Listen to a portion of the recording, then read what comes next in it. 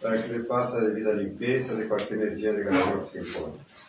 Pedimos a purificação da água, que é o meio necessário que evaporamos as castas, e assim, em nome de Deus, do Cristo da Caridade, estamos iniciando a atividade esta quarta-feira à noite. O irmão Guilherme de Capô da Canoa vai fazer a explanação e a leitura do Evangelho, e nossa irmã Nida faz a irradiação para os lares. Começa com o Evangelho então? Começa com o Evangelho então? Boa noite, meus amigos. Boa noite. Uma alegria que retorna a essa casa. Fazia tanto tempo que eu não vinha que eu até pedi o endereço para a Josi. Mas eu consegui chegar. Cá estou. Então, o nosso Evangelho de hoje está no capítulo 15. Tá? Um item muito famoso no meio espírita. Fora da caridade não há salvação. Mas eu quero convidar os amigos a nos atentarmos a uma frase que está no final do item 10. Meus amigos, agradecei a Deus que permitiu que pudessem vós usufruir da luz do Espiritismo. Não porque só aqueles que a possuem podem ser salvos, mas porque essa luz vos ajuda a melhor compreender os ensinamentos do Cristo. E assim, essa luz faz de vós os melhores cristãos. E a gente tem que ter cuidado, porque isso aqui é um pega-ratão. Tá? A gente lê assim e diz, os espíritas são os melhores cristãos. Então, por cima, né? Minha avó fala, tá por cima da carne seca. Mas vamos de novo. Não, porque só os espíritas serão salvos, mas porque o Espiritismo nos faz melhor compreender os ensinamentos do Cristo. E por isso, somos os melhores cristãos. Isso vai ao encontro de uma conversa que eu tive com uma amiga minha, recém-convertida, à igreja evangélica. E ela tem uma expressão de fé que é 90% do coração e 10% da razão. Muito semelhante à fé que professa a minha mãe. A minha mãe é umbandista. E a minha mãe talvez seja 95% coração e 5% razão. E não tem problema nenhum. Não é uma crítica ou juízo de valor aqui. Cada um é de um jeito, né? Uns são mais emotivos, outros são mais durões, né? Uns são mais amistosos, outros são mais tímidos, né? Alguns são mais faladores, como eu, outros são mais quietinhos, né? Cada um tem a sua natureza, o seu jeito de ser. Mas eu sou uma pessoa 98% razão e 2% coração. Não porque sou insensível, coisa assim, não. É porque fui criado num lugar igual a esse. Sou um daqueles que se chamam espíritas de berço. Então tudo isso aqui para mim é muito normal desde sempre. E para mim sempre precisou fazer sentido. Sabe? Eu preciso entender. Para eu sentir, eu preciso entender. Precisa fazer sentido para mim. E talvez de todas as religiões, eu sou um apaixonado por religiões. Eu gosto de estudar a religião. Não à toa que depois de 6 anos de formado, eu resolvi voltar para a faculdade agora para estudar teologia. Eu sou aficionado por religião. E de todas as religiões que eu já tive contato, o Espiritismo é a que faz mais sentido para mim. A gente encontra alguns becos sem saída no Espiritismo, algumas coisas que não têm explicação? Encontramos. Os próprios Espíritos, no livro dos Espíritos, diversas vezes vão dizer, olha, essa indagação aqui ainda a gente não consegue explicar para vocês. Tem muitas respostas do livro dos Espíritos que os Espíritos falam para o Kardec, olha, vocês não têm nem linguagem para que a gente possa explicar para vocês. Então, ainda existem respostas a serem preenchidas. Mas o Espiritismo faz o movimento de tentar entender a fé. E entendendo a fé, eu consigo sentir. Então, eu e minha esposa, a gente escuta muita música religiosa. Espírita, católica, evangélica. E eu me emociono às vezes, escutando a música, porque eu entendi. Então eu escuto a música a primeira vez e eu digo, que música bonita. Mas o que ela fala? Que história que ela está contando? Ela está contando a história de quando Jesus conheceu Mateus. Daí eu penso assim, que história linda. Que é o momento em que Jesus conhece Mateus. E a irradiação espiritual de Jesus constrange Mateus. E Mateus, sem pestanejar, segue o Cristo. Eu me emociono. Através do entendimento. E se faz mister que 2000 anos depois da vinda do Cristo, nós expressemos uma fé que entenda.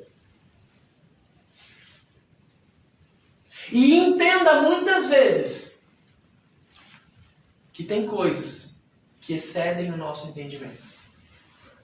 Pode parecer contraditório, e quando eu falei isso para essa minha amiga, ela se levantou e veio fazer um café. Acho que ela se tapou de novo de mim, e aí desisti do Guilherme. O Guilherme vai pro inferno mesmo, não tem jeito. Eu disse para ela, fulana, eu preciso entender, inclusive o momento em que eu preciso dizer, aqui deu para mim. Esse aqui é o meu teto. Daqui excede o meu entendimento e a partir daí eu consigo entender que eu não sou capaz de entender. É meio biruta, né? Mas vai fazer sentido daqui uns 20 minutos, tá? Eu prometo. Eu acho. No final do ano passado, eu comecei a sentir uma dor na cabeça. Incômodo, esse incômodo foi virando uma dorzinha, essa dorzinha foi virando maior, até o ponto que em março desse ano eu fui fazer uma palestra em Porto Alegre, palestra um pouco maior, de 1h e pouquinho assim, e no final da palestra eu estava com muita dor e já não conseguia mais proferir as palavras. Então eu tive que me afastar disso aqui, fazer um tratamento, corrigir uma lesãozinha no maxilar. E pela primeira vez em 15 anos, eu fiquei mais de 6 meses sem fazer palestra. E aí, é aquele ditado popular, né? A gente só dá valor quando não tem, ou quando perde, né? E eu já estava tão acostumado, porque eu faço palestra desde os meus 15 anos de idade. Porque algum inconsequente deixou uma criança de 15 anos de idade fazer uma palestra sendo espírita. Então, desde os meus 15 anos de idade, eu faço palestras rotineiramente. Inclusive, essa casa foi uma das primeiras casas que eu fiz palestra fora da minha cidade, né? Lá quando eu tinha os meus 18, né? 17, é. Então, era rotina para mim. Fazia aí, no mínimo, 3 palestras no mês. E essa era a minha forma de expressar a minha religiosidade. Era falando. Era fazendo da minha voz instrumento da mensagem do Cristo. Porque assim, eu fazia 5 palestras ou menos. 6. O pessoal que eu ia no Centro Espírita ouvia uma palestra. Eu ouvia as 6. Então isso me fazia um bem danado. Porque eu estava sempre... E a gente sabe que quando a gente vem pra cá, o cara pode ter tido um dia terrível. Quando a gente chega aqui, faz uma prece, a espiritualidade diz assim, não, o camarada veio lá de Capão, vamos dar uma colher de chá pra ele aqui, né? Dá um passezinho nele aqui. Então, eu fui retirado dessa rotina. E aí quando acontece uma coisa assim, a gente para refletir. Por quê? Qual é a explicação? Né? E aí eu cheguei a algumas conclusões. A primeira é que eu estava falando muita bobagem. Aí a espiritualidade me deu uma segurada. A minha esposa disse que não era isso. Então, eu entendi que era uma oportunidade de estudo. É que eu não vou fazer a palestra, eu vou continuar estudando mesmo que eu não gosto de fazer as palestras. Né? E aí, depois de algum tempo no Espiritismo, tu começa a ler, reler, as coisas vão fazendo sentido. Eu nunca fui um cara muito do romance, né? Então, li os livros ali do André Luiz, do Emmanuel, mas não é assim aquilo que me encanta. Assim, eu sou um cara mais da ciência, da razão, como eu falei antes. Então eu sempre fui... Gostei dessas coisas de viagem no tempo, espaço, os mundos, né? Essa coisa mais científica do Espiritismo. E eu cheguei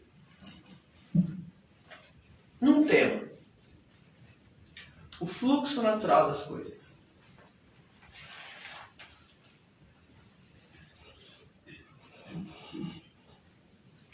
E aí eu lembro, quando eu tinha os meus 17, 18, assim, o Junei Teixeira, lá de Torres, um dia ele chegou e disse assim, Gui, tu que gosta dessas coisas de viagem no tempo e ciência, tu tem que ler Camille de Flammarion, que era um amigo do Kardec.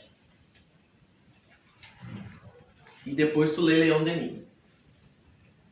E aí eu lembro que eu peguei 2 livros para ler. Problemas do Ser, do Destino e da Dor, do Leon Denis. Eu fico pensando que o Junei ele tem um problema, né? Que ele manda uma criança de 17 anos ler o Problema do Ser, do Destino e da Dor. Mas tudo bem. E eu peguei para ler Narrações do Infinito, do Camille de Flammarion. Eu comecei a ler os 2 e mandei uma mensagem pro Junei, disse assim, ó, não, pra mim, eu tô fora, pra mim não dá. E desisti. E peguei o Problema do Ser, do Destino e da Dor e o Narrações do Infinito esse ano. E aí explicava pra minha esposa e ela falava assim,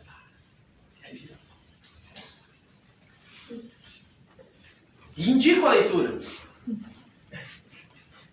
E esses 2 livros vão falar sobre as problemáticas do ser colocadas diante de uma escala de tempo que nós não compreendemos.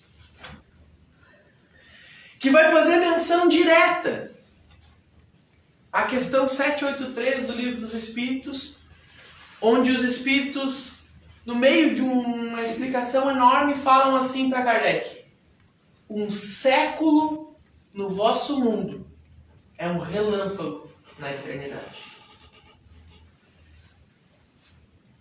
E essa frase, a gente já falou tantas vezes que a gente não para pensar no tamanho dessa frase. Um século no nosso mundo é um relâmpago na eternidade. Um século é mais do que todos nós aqui, salvo algumas exceções, iremos viver. Vamos trabalhar aí com a média, expectativa de vida 80, 90 anos. Quando a pessoa bate 100, a gente faz né? É uma coisa fora do comum. Um século no nosso mundo é um relâmpago na eternidade.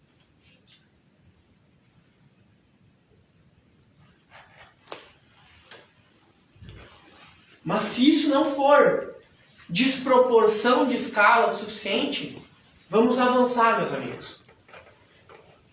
O que estávamos nós a fazer há 4,5 bilhões de anos atrás?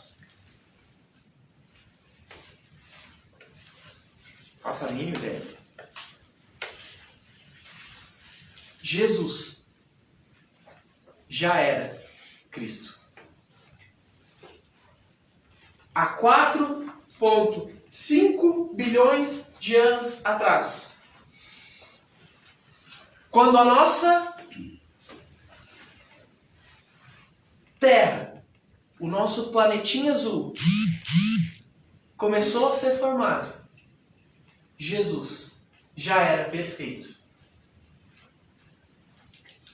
E no livro Há 2000 anos, lá no prefácio, Emmanuel vai brilhantemente dizer que Deus desloca um pedaço do sol e entrega a Jesus, para que ele, como escultor de planetas, moldasse o nosso. Há 4,5 bilhões de anos atrás. Pensa num cara paciente, é Jesus.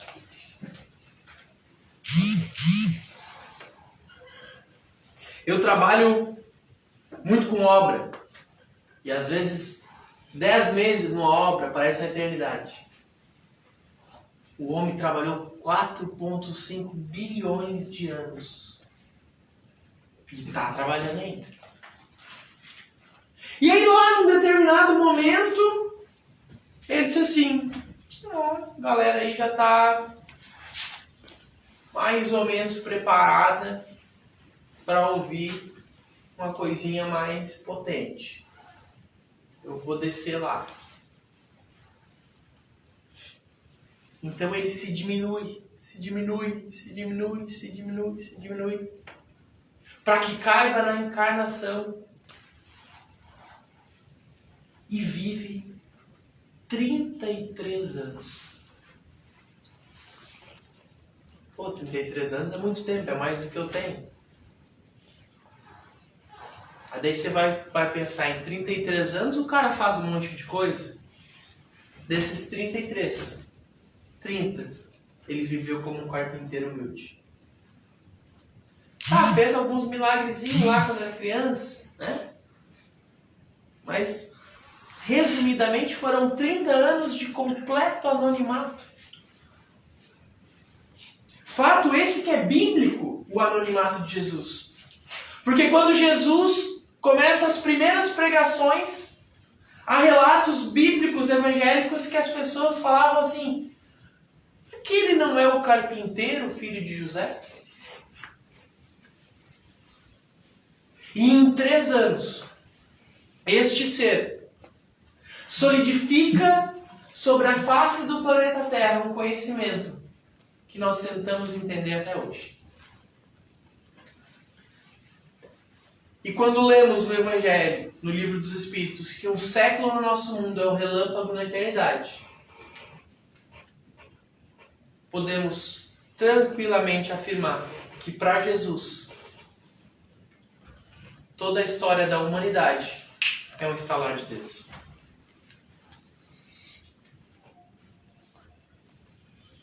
Vocês conseguem conceber uma mente viver numa escala de tempo assim? Se eu pedisse para cada um de nós aqui hoje numa folha escrever o que nós vamos fazer nos próximos 20 anos, onde é que nós vamos estar daqui a 20 anos, a gente ia se atrapalhar. Essa mente é capaz de projetar um planeta e cuidar da tua história. Porque ele entende uma coisa que nós não entendemos. Existe um fluxo natural. E toda vez que nos afastamos desse fluxo, nos colocamos em desordem. E toda vez que nos colocamos em desordem, sofremos.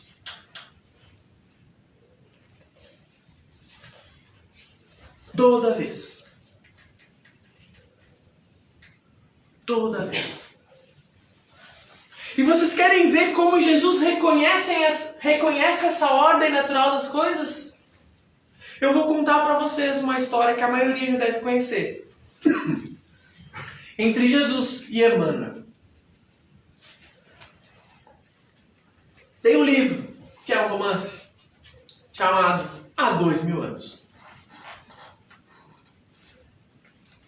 E ele tem esse título porque ele conta uma história que aconteceu há 2000 anos. Com a encarnação do Espírito Emmanuel como um senador romano de nome Públio Lentulus. Um homem respeitadíssimo na sociedade da época. Casado, 2 filhos, um filho e uma filha. Mas a filha gravemente doente, desde sempre. E então ele ouviu de alguns amigos, olha, tem um nazareno fazendo milagres, curando pessoas, fazendo cegos enxergar, curando leprosos. Quem sabe tu levas a tua filha ao encontro desse mestre? E aí o livro vai falar que o senador Públio chega numa reunião onde está Jesus e se coloca num cantinho, assim. Fica olhando de longe. E o livro relata que, mesmo distante de Jesus, o coração dele encontrava-se completamente arrebatado pela presença fluídica de Jesus. Vou abrir um parênteses aqui. Vocês já chegaram num lugar e falaram assim, nossa, esse lugar está com energia pesada. E tem o oposto, a gente chega às vezes, nossa, essa pessoa tem energia tão boa, né? Vocês imaginam de Jesus. Certo? Que a gente chega, o Jesus estava em Arroio do Sal ali, a gente chegava aqui em Rondinha e a gente já ficava, nossa, que energia boa. Imagina a energia que emanava Jesus. Né? Fecha parênteses. Públio se aproxima de Jesus, sentindo essa energia boa? Não. Jesus. Isso aqui pra mim é loucura. Se Jesus olha no meu olho, eu infarto na hora. O livro narra que Jesus olha no olho de Jesus, de Públio, e se conecta com ele. Sabe quando a mãe da gente olha assim no olho da gente e sabe tudo que está acontecendo na nossa vida? Vocês imaginam Jesus. Ele te olha no olho assim, vem o relatório completo da tua vida. E ele caminha em direção a Públio. E já era noitinha, ele diz, senador, seria lindo se o senhor viesse me procurar na hora mais clara do dia, para que pudéssemos dar o exemplo de humildade. Já começou dando.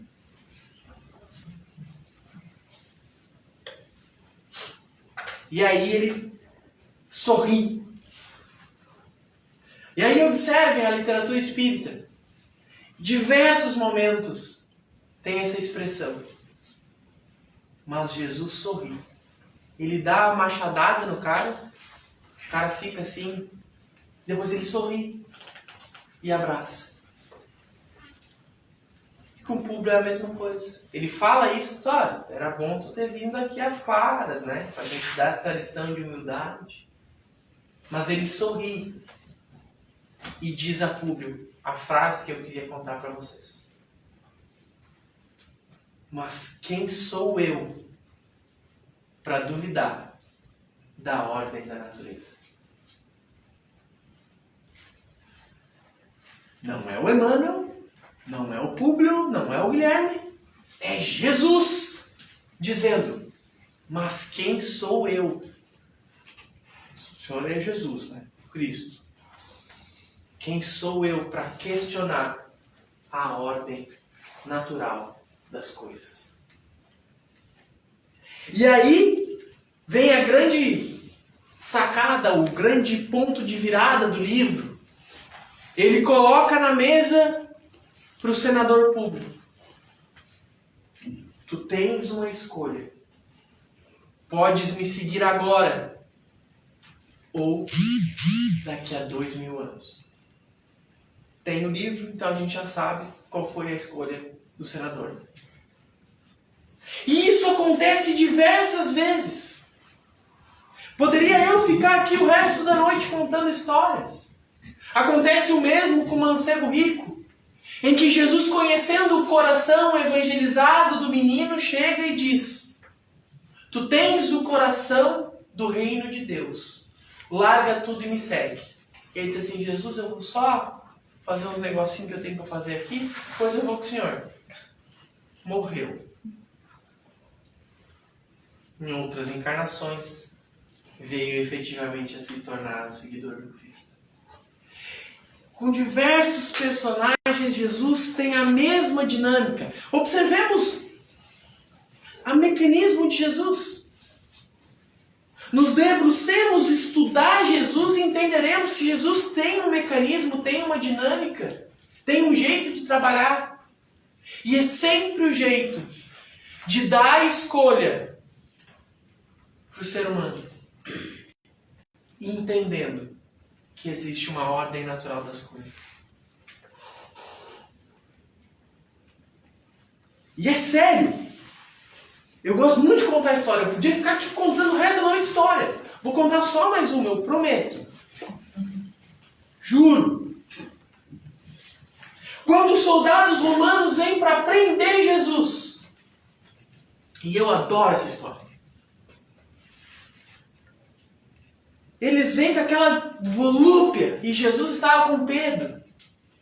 Então Pedro desembainha sua espada e dá uma espadada num dos soldados, arrancando a orelha. O Pedro ativou um modo muito estranho.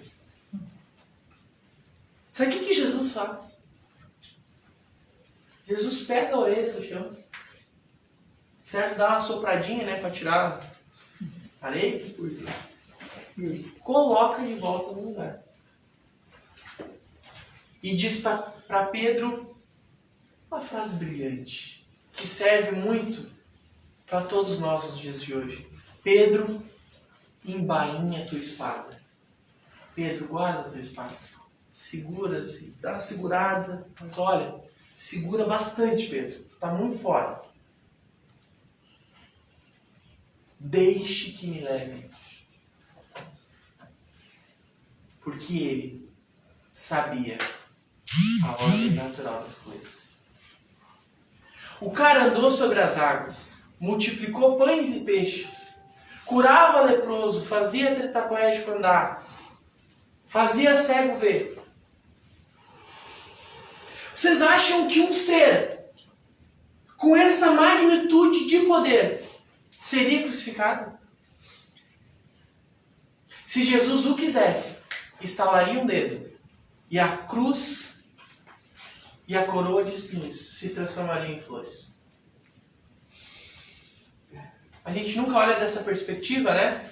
A gente olha Jesus como um predestinado que precisava passar por aquilo ali, e a gente não pensa que bastava um estalar de dedos. Poder ele tinha de sobra.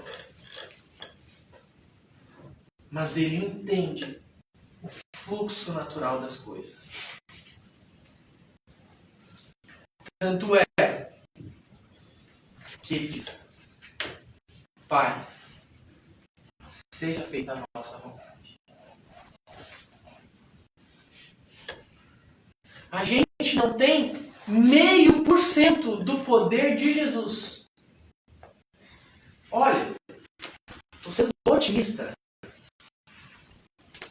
E às vezes a gente acha que tem que ser feita a nossa vontade. Pai, por que eu sofro tanto? Eu sou perseguido. Ninguém me ama. Sim, Ele. Jesus ensinou apenas uma prece. Nela ele diz: Pai, seja feita a tua vontade. Se Jesus entende o seu tamanho diante de Deus, entende a ordem natural das coisas e se prostra diante de Deus dizendo: Pai, seja feita a tua vontade, quem sou eu para questionar os desígnios de Deus? E sabe, a gente vai estudar, a gente vai se debruçar sobre o Evangelho, sobre as obras básicas, sobre a Bíblia, sobre todas as religiões. Vai chegar um momento que vai exceder o nosso entendimento, por mais brilhantes que sejamos.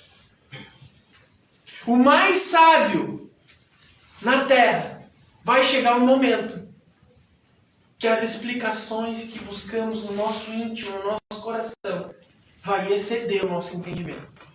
E é nesse momento em que excede o nosso entendimento que precisamos dizer: Pai, seja feita a tua vontade. Porque existe, e eu sei, uma ordem natural das coisas. Um fluxo natural dos acontecimentos. E todas as vezes em que eu me desligo, me desconecto dessa ordem natural e me desconecto da natureza, eu entro em desordem. E toda vez que eu entro em desordem, eu sofro. Todos os nossos flagelos, todas as nossas dores vão passar. E passaram por nós, porque dali precisávamos aprender algo, recuperar algo, curar algo em nós. Porque existe um fluxo, uma ordem natural das coisas, que excede o meu e o teu entendimento, porque permeia, vive e vibra na mente de Deus. E para fechar, eu trago os livros Nos Domínios da Mediunidade. Acho que é capítulo 2. Espírito Albério. Eu já devo ter citado esse trecho umas 700 vezes. Vai ser a 701 agora. O Espírito Albério vai dizer para André Luiz o seguinte: desde a superestrutura dos astros até a infraestrutura subatômica, tudo está contido e mergulhado na substância viva do pensamento de Deus. Ou seja, desde a ordem dos planetas das galáxias até a menor célula do teu corpo, tudo está contido e mergulhado na substância viva do pensamento de Deus. Estamos nele e ele habita em nós, porque estamos todos num fluxo natural das coisas. E todas as vezes que questionamos ou nos afastamos disso, sofremos, nos desorganizamos. Então, na dúvida, façamos tal qual Jesus. Prostremo-nos diante de Deus, com humildade e coração aberto, e digamos: Pai, seja feita a vossa vontade. Obrigado, pessoal.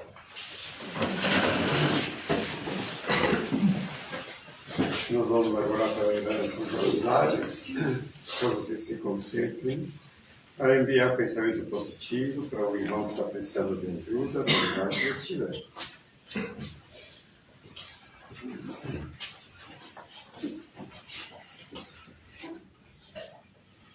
Amado Mestre, mais uma vez, aqui estamos com a mente e o coração aberto para receber todas as energias, todos os benefícios que a espiritualidade nos traz.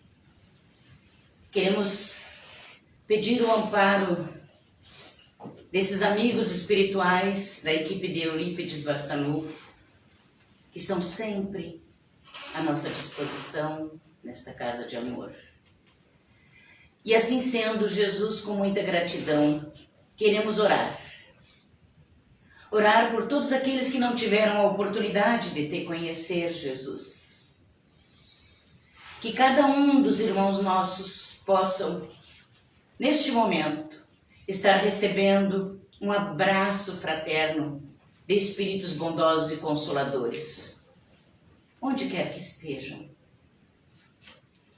Queremos, Jesus, neste momento, orar por aqueles que já partiram para a verdadeira vida. Nossos entes queridos, que eles preparem o terreno para quando chegar a nossa vez e que eles estejam sendo encaminhados para um local de refazimento. E todos aqueles nossos irmãos de jornada que estão desencarnando de forma violenta, principalmente os nossos irmãos suicidas. Que eles neste momento, Jesus, recebam e percebam a presença amiga desses espíritos bondosos e consoladores. Muito obrigada, Senhor. Queremos, Jesus, orar pelos nossos lares. Que cada aposento da nossa casa seja magnetizado por esses fluidos de harmonia, de paz, de saúde e prosperidade. Que cada um dos nossos entes queridos possa receber um abraço fraterno de espíritos bondosos e consoladores. Se algum familiar nosso se encontra